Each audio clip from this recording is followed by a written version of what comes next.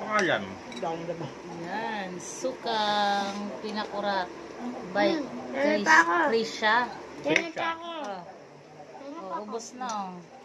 Pa ako, ma. Alin ba? Suka. Suka o split. Inumin mo. Sarap? Sarap. Sausawan. Sausawan ng ulam. Sausawan ng tuyo. Sausawan ng chicharon. Bye, Chris. Akin na kayo, Erwel. Thank you. Ang sarap-sarap. Order na po kayo. Ang sarap nitong sukan to. May nagbigay lang sa akin.